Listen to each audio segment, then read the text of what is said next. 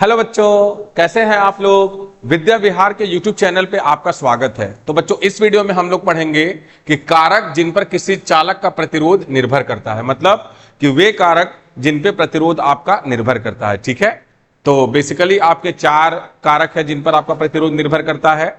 पहला है, देखिए बच्चों, चालक की लंबाई। पहला क्या है बच्चों? चालक की लंबाई। ठीक है, दूसरा क्या है? उसके अनुप्रस्थ काट के क्षेत्रफल और उसके पदार्थ की प्रकृति और उसके तापमान पे। अभी मैं सारी चीजों को एक एक करके बताता हूं किस तरीके से आपका निर्भर करता है। अभी मैंने आपको सिर्फ यहां पे बताया कि किस चीज पर निर्भर करता है, तो एक एक करके चलिए हम लोग इसको बहुत ही अच्छे से बच्चों समझते हैं। ठीक है, देखिए ध्यान से। देखिए बच्चों, पहला है चालक की लंबाई पर बच्चों। ठीक है, देखिए जो तार होता है, तार जितना ज्यादा लंबा होगा बच्चों उतना प्रतिरोध क्या होगा? ज्यादा होगा।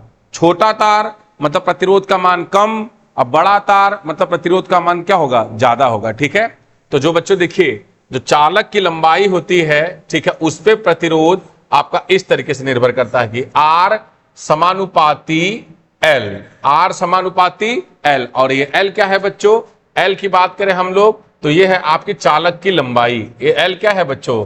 चालक की लंबाई। तो बच्चों यहां पे हम लोग को देखने को क्या मिल रहा है कि जो प्रतिरोध होता है वो चालक की लंबाई के समानुपाती होता है। ठीक है, समानुपाती का मतलब मैंने आप लोग को बता रखा है कई बार कि यदि आप लंबाई की वैल्यू बढ़ाएंगे, दोगुनी करेंगे तो प्रतिरोध दुगुना हो जाएगा। लंबाई आप 4 गुनी करेंगे तो प्रतिरोध 4 गुना हो जाएगा। लंबाई यदि आधी करेंगे तो प्रतिरोध क्या हो जाएगा? आधा हो जाएगा। तो इस तरीके से हम लोग लिखते हैं। देखिए बच्चों, एक बात और ध्यान से देखिए कि इस पे न्यूमेरिकल पूछे जाते हैं तो किस तरीके से हम लोग समझेंगे। देखिए, जहां पे हम लोग अनुक्रमानुपाती का चिन्ह हटाए, ठीक है, तो इसकी जगह पे हम लोग लिख सकते हैं R1 upon R2 is equal to L1 upon L2। कहने का मतलब कि जब आपकी लंबाई L1 है तो प्रतिरोध R1 है, जब आपकी लंबाई L2 है तो प्रतिरोध आपका क्या है? R2 है। ठीक है, तो इस तरीके से ये एक फार्मूला होता है बच्चों। ये आपका क्या है? ये एक आपका एक फार्मूला है और ये फार्मूला आप लोग याद रखेंगे। देखिए एक चीज और याद रखिए, यदि समानुपाती है तो R1 ऊपर L1 ऊपर, R2 नीचे L2 नीचे। ठीक है, तो इस चीज का हम लोग ध्यान देंगे। चलिए बच्चों, तो ये हम लोग को समझ में आ गया कि चालक की लंबाई पे कैसे निर्भर करता है प्रतिरोध। नेक्स्ट देखिए बच्चों, उसकी अनुप्रस्थ काट के क्षेत्रफल पर। तो देखिए उसके अनुप्रस्थ काट के क्षेत्रफल पर कैसे निर्भर करता है। देखिए हमने आपको बताया हुआ है कि अनुप्रस्थ काट का क्षेत्रफल क्या होता है। ये आप एक चालक है, मान लीजिए ये चालक है, इसको आप काट दीजिए।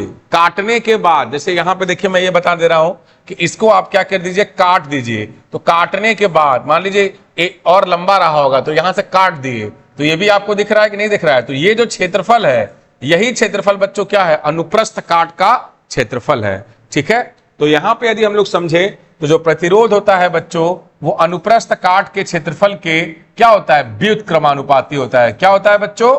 व्युत्क्रमानुपाती होता है। ठीक है, ए में आपका ये अनुप्रस्थ काट का क्षेत्रफल है। ए क्या है बच्चों? यहां पे जो ए है, यहां पे ये है बच्चों अनुप्रस्थ काट का क्षेत्रफल। क्या है बच्चों?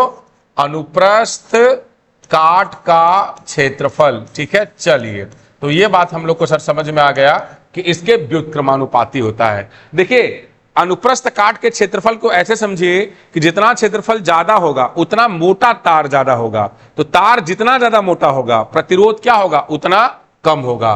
ठीक है, चलिए तो यहां पे देखिए मैंने इसको बता देता हूं कि जो यदि व्युत्क्रमानुपाती का चिन्ह होता है तो यदि आप इसको बढ़ाएंगे तो ये वैल्यू क्या होगी बच्चों? ये वैल्यू आपकी क्या होगी? कम होगी। यदि आप क्षेत्रफल को कम करेंगे तो ये वैल्यू क्या होगी? ये वैल्यू आपकी क्या हो जाएगी बच्चों? बढ़ जाएगी। ठीक है, चलिए तो ये बात हम लोग को सर समझ में आ गया। और इसके पे देखिए फार्मूला आप लोग कैसे बनाएंगे, मतलब जब आपका बोलेगा कि जब कि अनुप्रस्थ काट का क्षेत्रफल A1 है तो प्रतिरोध R1 है, जब अनुप्रस्थ काट का क्षेत्रफल A2 है, ठीक है, तो प्रतिरोध R2 है। देखो ये व्युत्क्रमानुपाती है, मतलब 1 अपॉन में है, तो लिखो यहां पे लिखो R1 अपॉन R2 पलट दो। चूंकि यहां पे व्युत्क्रमानुपाती है तो यहां पे लिख दो बच्चों A2 अपॉन A1। ठीक है, तो यही जो है आपका फार्मूला है बच्चों, यही आपका फार्मूला है। जब आपका बोलेगा कि जब अनुप्रस्थ काट का क्षेत्रफल बदल रहा है तो प्रतिरोध की वैल्यू कैसे बदलेगी। ठीक है, मैं ढेर सारे न्यूमेरिकल लगाऊंगा इसके बाद, तो आप लोग को समझ में आ जाएगा। अभी मैं बस आपको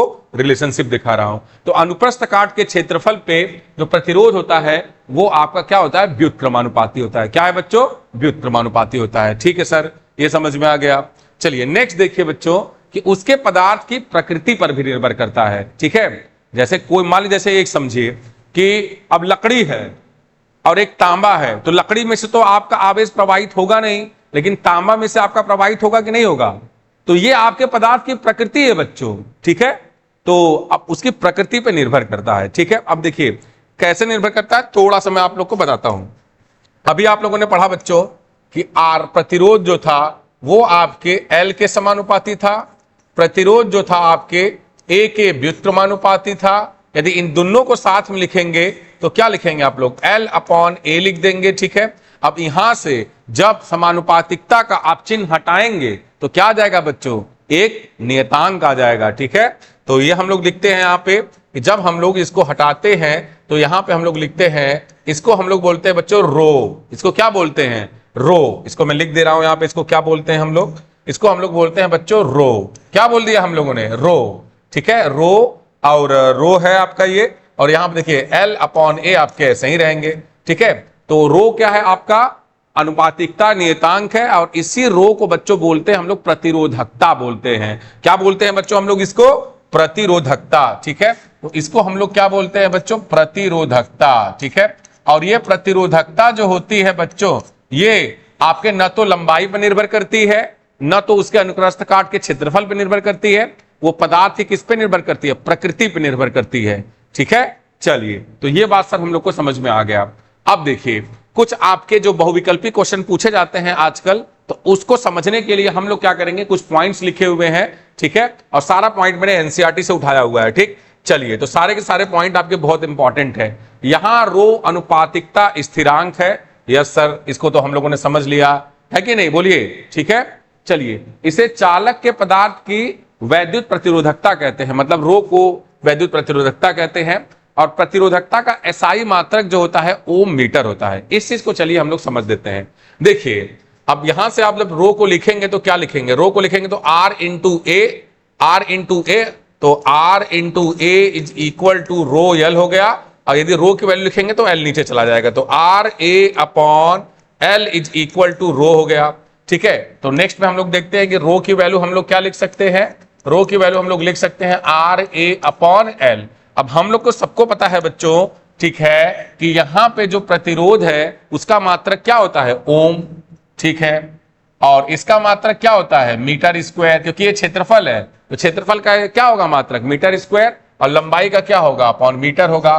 तो हम लोग इसी को रखते हैं यदि हम लोग, तो ओम मीटर स्क्वायर अपॉन मीटर। अब यहां तो मीटर स्क्वायर है और नीचे मीटर, तो कट गया, तो रो का मात्रक क्या हो गया बच्चों, ओम मीटर। रो का मात्रक क्या हो गया बच्चों, ओम मीटर हो गया। ठीक है, चलिए तो ये बात आप लोग बहुत ध्यान से आप समझ लीजिए कि रो का मात्रक क्या हो गया बच्चों, ओम मीटर हो गया। ठीक है सर, अब देखिए यहां पे मैंने लिखा हुआ है कि यह किसी पदार्थ का अभिलाक्षणिक गुणधर्म है।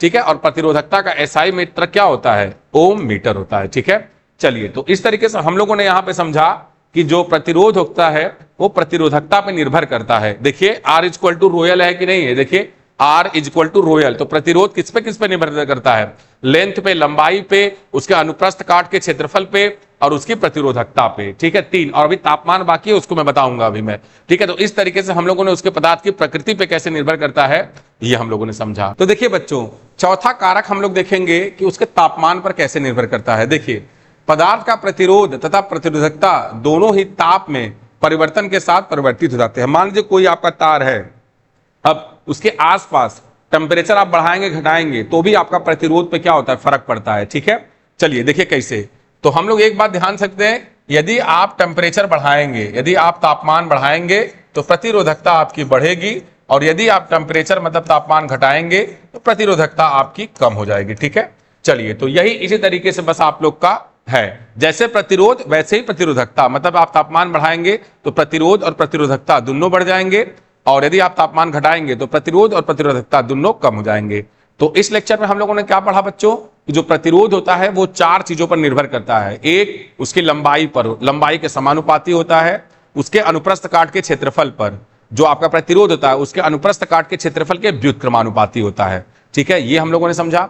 तीसरा चीज क्या समझा कि उसकी प्रतिरोधकता पर, मतलब उसके पदार्थ की प्रकृति पर, ठीक है, तीसरा हम लोगों ने देखा।